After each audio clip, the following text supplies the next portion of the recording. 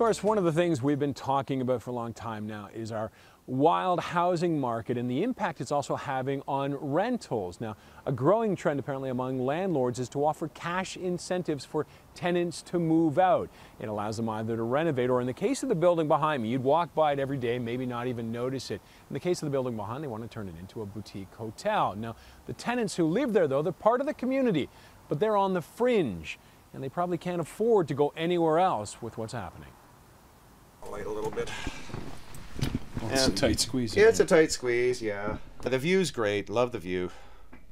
So, you know. And how long have you lived here now? I've had this for about 4 years. Hamish Wilson has called this nondescript building at Bloor and Brunswick home for a decade. He, like his son and the 7 others who remain, were drawn by the low rents. How much do you pay now for your rooms? It's about $850 for the 2 rooms. For the 2 rooms, but no kitchen and shared washroom. Originally, there were 13 people who called the top floor in its cramped quarters home, but now they are down to those 9. One man's been there a quarter century. Ian George, the classic starving artist, has been there only 6 months, but maybe going soon. You offered the money to leave too? Yeah, it was. The deal was you get half the money now, and then you get half the money when you move out. And I took half the money, but it was stolen off me. The money he's talking about is the $3,000 to $5,000 the new owners who recently bought the building were reportedly offering the tenants to leave. They want to convert the building into a boutique hotel. So I tell him to people that are seeing right now us that don't receive the money. They know how to receive the money. Alejandra Ruiz Vargas is an affordable housing expert with Acorn, a tenants' rights group. She says they are seeing more and more of these cases. Landlords wanting to jack up the rents or do a conversion, like in this case, are pressuring tenants with cash incentives to leave. While not illegal, Ruiz Vargas says it is in a gray area. Like, when does it become harassment?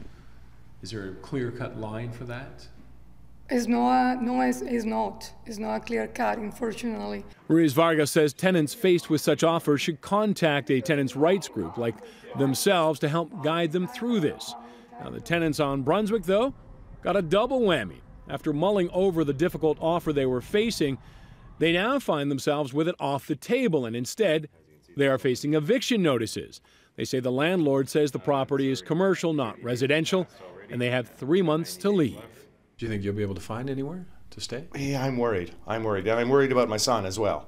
And his friend Adam. Like, I'm wanting to make sure that he's okay somehow. It's really quite incredible talking to the tenants in this building on the 3rd floor. It has quite the history, at least according to them.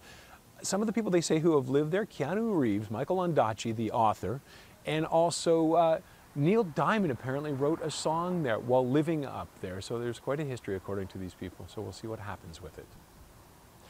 Now, a City News viewer tipped us off to this story. If there's something you want us to look into, here's how you get a hold of us.